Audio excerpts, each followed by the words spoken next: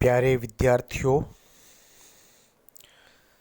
आज हम एक नया टॉपिक प्रारंभ कर रहे हैं। Round table conference. MA final के पेपर 8th में दूसरी इकाई में यह टॉपिक है। इससे पहले दूसरी इकाई में हम study of the future of the act of 1935 यानी कि 1935 के अधिनियम की जो खास बातें हैं वो हम कर चुके हैं, और आज हम कर रहे हैं राउंड टेबल कॉन्फ्रेंस यानी कि गोल मेज सम्मेलन, और यह इस व्याख्यान का पहला भाग है। गोल मेज सम्मेलन के एक मैं थोड़ा सा सारांश प्रस्तुत कर दूं। हम मुख्य विषय पर जाएं उससे पहले कि आप यह तो जानते हैं कि यहाँ एक विदेशी ताकत का शासन, जो कि इंग्लैंड के थे, ब्रिटिशर्स का शासन, और भारत में लगातार उस शासन से मुक्ति पाने के प्रयास बहुत पहले से चल रहे थे, और उस प्रयास में लाखों जानें गई। कितना बलिदान हुआ, कितना नुकसान हुआ, उसके ठीक से आंकड़े भी हमारे पास नहीं है। तो ब्रिटिश सरकार को अंततः भारतीयों की मांगों को स्वीकार करना पड़ा। अभी आज़ादी की बात तो वो स्वीकार करने के लिए तैयार नहीं थे, लेकिन फिर भी उस दिशा में वो आगे बढ़ रहे थे, क्योंकि प्रथम विश्व युद्ध के बाद स्थितियां बदल गई थीं, और इंग्लैंड में भी कुछ आज़ादी के, स्वतंत्रता के समर्थक लोग थे। तो जो प्रयास भारतीय कर रहे थे, उनके परिणाम स्वरूप ब्रिटिश सरकार ने 1929 में इस आशय की घोषणा की थी कि साइमन कमीशन की रिपोर्ट प्राप्त होने के बाद वह ब्रिटिश भारत और देशी राज्यों के प्रतिनिधियों का एक गोलमेज सम्मेलन का आयोजन करेगी। ठीक है, कौन कौन भाग लेंगे इस गोलमेज सम्मेलन में? बातचीत के लिए बुलाएगी गोल में राउंड टेबल।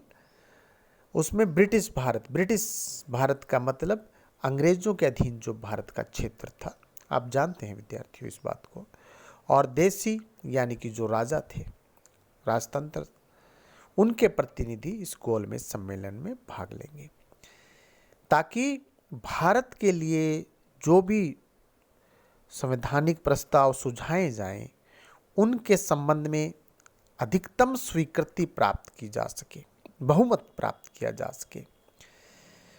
और साइमन कमीशन की रिपोर्ट 1930 में प्रकाशित हुई, जिसे भारतीय लोगों ने स्वीकार नहीं किया, ठुकरा दिया।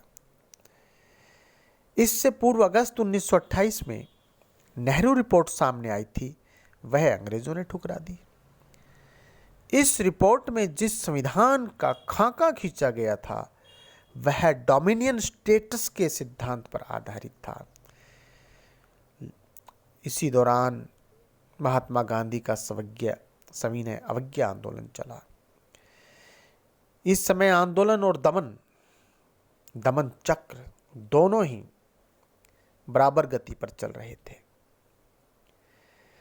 ब्रिटिश सरकार द्वारा भारत के भावी संविधान के सिद्धांतों पर विचार विमर्श करने के लिए नवंबर 1930 में लंदन में पहला गोलमेज सम्मेलन आयोजित हुआ।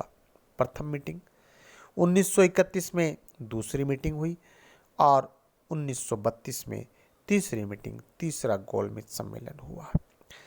हम गोलमेज सम्मेलनों की बात करें उससे पहले पृष्ठभूमि की भी बात करेंगे कि गोलमेज सम्मेलन आयोजित होने से पहले क्या कुछ हुआ, उसका हम एक जिक्र करेंगे। 1919 के भारतीय शासन अधिनियम में कहा गया था कि अधिनियम के पारित होने के बाद 10 वर्ष बाद एक संवैधानिक आयोग की नियुक्ति की जाएगी जो इस बात की जांच करेगा कि अधिनियम व्यवहार में यानी कि धरातल पर कहाँ तक सफल रहा और भारत उत्तरदायी शासन की दिशा में और आगे कहाँ तक प्रगति करने की स्थिति में है। 10 वर्ष 1929 में पूरे होने थे, अतः 1929 में इस आयोग की नियुक्ति की जानी थी। किंतु इंग्लैंड में राजनीतिक परिस्थिति कुछ ऐसी थी कि 2 वर्ष पहले नवंबर 1927 में ही आयोग की नियुक्ति आवश्यक समझी गई। आयोग में 7 सदस्य थे और आयोग के अध्यक्ष का नाम था sir John Simon. Simon commission आपने पढ़ा ना, आपने बीए फाइनल में पढ़ा, ये वही साइमन कमीशन है, सर जॉन साइमन। लेकिन दुर्भाग्य की बात यह है और आश्चर्य की भी और आक्रोश पैदा करने वाली बात कि आयोग में भारत का एक भी सदस्य नहीं था। जिस देश के बारे में विचार विमर्श किया जाना है, जिस देश के भाग्य का फैसला होना है, उस देश का एक भी प्रतिनिधि कमीशन में नहीं होना भारतीयों के लिए अपमानजनक था। भारतीय लोकमत के प्राय सभी वर्गों ने साइमन कमीशन, साइमन आयोग का घोर विरोध किया। आयोग ने 2 बार भारत की यात्रा की। अक्टूबर 1929 में तत्कालीन वायसराय यानी कि गवर्नर जनरल लॉर्ड इरविन, ठीक है, लॉर्ड इरविन, एक प्रश्न आपसे विद्यार्थियों पूछा जाता है प्रतियोगी परीक्षाओं में कि साइमन कमीशन भारत में कब आया था, तो साइमन कमीशन के समय गवर्नर जनरल का नाम पूछा जाता है। वायसराय और गवर्नर जनरल एक ही बात है। तो वो लॉर्ड इरविन के समय में आया था, आपको ध्यान रहे। तो जो उस समय गवर्नर जनरल लॉर्ड इरविन ने ब्रिटिश सरकार के इस निर्णय की घोषणा की कि आयोग का प्रतिवेदन प्राप्त होने के बाद यह ब्रिटिश भारत और देशी राज्यों के प्रतिनिधियों के साथ एक गोलमेज सम्मेलन का आयोजन करेगी। यह मंशा प्रकट की ब्रिटिश सरकार ने लंदन में, और उसका जो यहाँ प्रतिनिधि था, नुमाइंदा था गवर्नर जनरल, उसने यहाँ पर यह डिक्लेरेशन किया कि वो बातचीत के लिए एक सम्मेलन होगा, एक मीटिंग होगी, राउंड टेबल मीटिंग, जिसका उद्देश्य भारतीयों के लिए सुझाए गए, किसमें सुझाए गए, जो ये आयोग बना था, इस आयोग के द्वारा सुझाए गए संवैधानिक प्रस्तावों के संबंध में चर्चा होगी, बातचीत होगी, और फिर उस पर जो भी सहमति प्रकट होगी, स्वीकृति आएगी, वो स्वीकृति प्राप्त होने के बाद ये प्रस्ताव संसद के सम्मुख प्रस्तुत किए जाएंगे। अब विद्यार्थियों, संसद कौन सी संसद? इंग्लैंड की संसद के सम्मुख प्रस्तुत किए जाएंगे। लॉर्ड इरविन ने सम्राट की ओर से यह घोषणा भी की कि भारत की संवैधानिक प्रगति का स्वाभाविक लक्ष्य है डोमिनियन स्टेट्स की प्राप्ति। विद्यार्थियों, यह शब्द पहले भी मैंने प्रयोग किया और मैंने वहाँ पर यह सोचा था कि मैं इस शब्द के बारे में आपको यहाँ पर आकर के इसके बारे में चर्चा करूँगा। डोमिनियन स्टेट का अर्थ शब्दकोश की दृष्टि से हम देखें तो बड़े राज्य के अधीन किसी छोटे राज्य का जो शासन है वो डोमिनियन स्टेट है। और इसको औपनिवेशिक राज्य भी कहा जाता है, क्योंकि हम उपनिवेश थे, इंग्लैंड के उपनिवेश थे, तो इसको औपनिवेशिक शासन भी कहा जाता है। तो यह उसी इंग्लैंड के अधीन यहाँ पर एक शासन जो ठीक प्रकार से चले, हमारे हितों का ध्यान रखे, वो डोमिनियन स्टेट्स की, उस डोमिनियन स्टेट्स की बात है जो ऑस्ट्रेलिया और कनाडा के अंदर भी था। मई 1930 में साइमन कमीशन यानी कि साइमन आयोग का प्रतिवेदन प्रकाशित हुआ। इस प्रतिवेदन में भारतीयों की राष्ट्रीय आकांक्षाओं के प्रति किसी प्रकार की सहानुभूति प्रकट नहीं की गई और डोमिनियन स्टेट्स की जहां बात हुई है और सम्राट की ओर से जब ये बात पहले आई थी, लेकिन अफसोस की बात यह है कि डोमिनियन स्टेट्स की भी चर्चा नहीं हुई। इसके विपरीत जातिगत और सांप्रदायिक मतभेदों का विस्तार किया जाने का प्रयास यहाँ हुआ और किया गया। साइमन कमीशन इस निष्कर्ष पर पहुंचा था कि हम 6 बिंदुओं में ये निष्कर्ष करेंगे। पहला, भारत में संसदीय अथवा उत्तरदायी शासन का प्रयोग असफल रहा।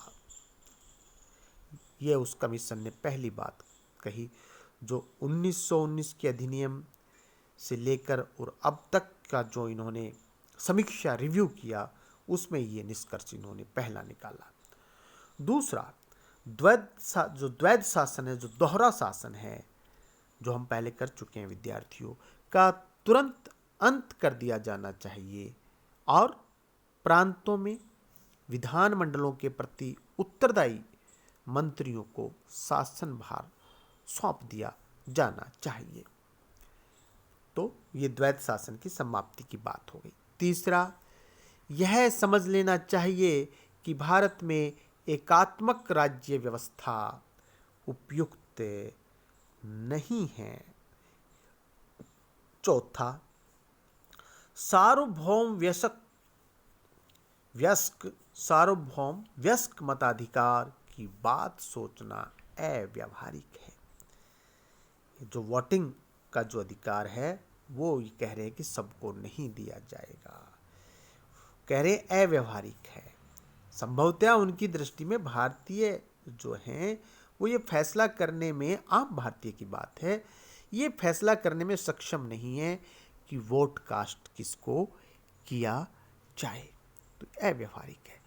फिर आगे इसी बिंदु में वो कहता है, किंतु धीरे धीरे मताधिकार और विधानमंडलों का विस्तार किया जाना चाहिए। ठीक है, धीरे धीरे लोग मतदान के बारे में जानेंगे, मत का ताकत जानेंगे, फिर उन्हें आप मताधिकार दें और साथ में विधानमंडलों का विस्तार भी किया जाना चाहिए।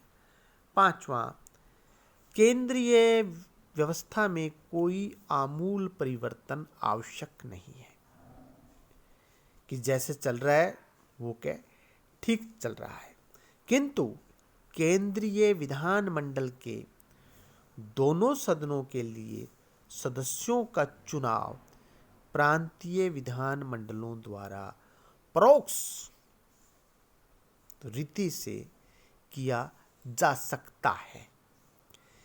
केंद्रीय व्यवस्था में आवश्यक परिवर्तन के बाद में जब देश की व्यवस्था का संघीय आधार पर पुनर्गठन हो जाए तब कर सकते हैं। ये इन्होंने एक सजेशन यहाँ पर कि जो विधानमंडल है उसके बारे में दिया है। छठा, सांप्रदायिक प्रतिनिधित्व की प्रणाली निंदनीय है, किंतु किंतु फिलहाल इसके सिवाय कोई दूसरा रास्ता नहीं है। ये 6 बातें मुख्य रूप से उभर करके आई साइमन कमीशन ने जो प्रतिवेदन जो प्रस्तुत किया, जो रिपोर्ट प्रस्तुत की।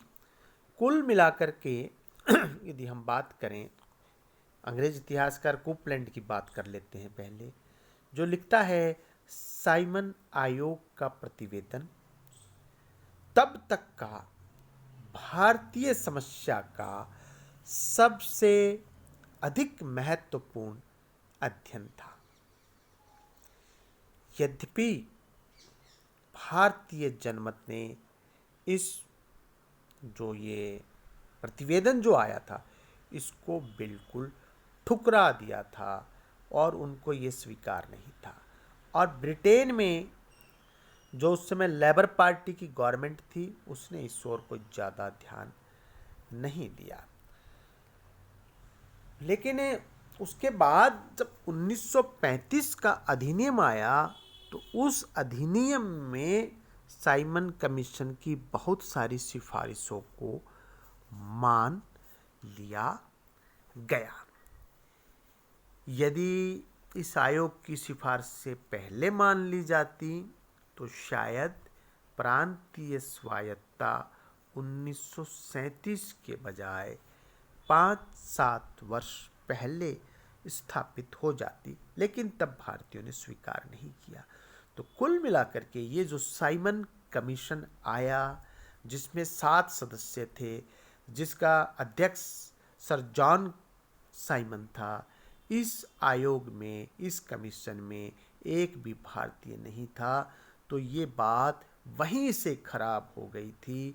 डोमिनियन स्टेट्स की बात है वो इसके अंदर बिल्कुल नहीं की गई थी और जो कुछ सिफारिशें इसने की उसको भारतीयों ने स्वीकार नहीं किया। शेष अगले व्याख्यान में। आप सबका बहुत बहुत धन्यवाद।